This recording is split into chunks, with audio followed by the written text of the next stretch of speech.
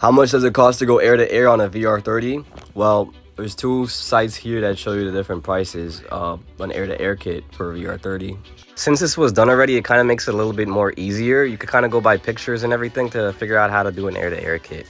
So what you would first need obviously is an intercooler. You need a 2 inlet and 2 outlet intercooler. You could probably run an R35 GTR intercooler with some sort of adapters.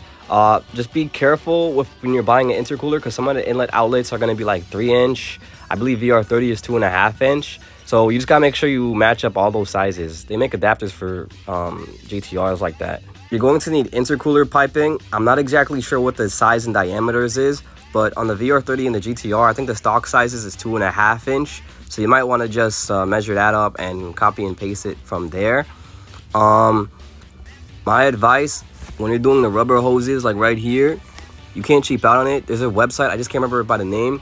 You have to get like a turbocharged pipe and make sure you get the right diameter with the less bends, because these pipes, when it goes through boost, it will crack, it will pop, it will fly off, and you don't want to have that issue. And obviously, the less rubber connections you have, the better. The more you weld, the better the pipe is going to be. And the less bend you have in the pipe, the better the flow is going to be. And finally, you might want to add a blow-off valve to the setup, as you could actually put the blow-off valve closer to the throttle body. What that means is you basically get a faster response time when the blow-off valve could relieve itself from. So that's a benefit. I know on the VR30s, like where we put the blow-off valve is kind of in a crappy position. It's before the intercooler, when really it's best if it's after the intercooler. Turbocharger.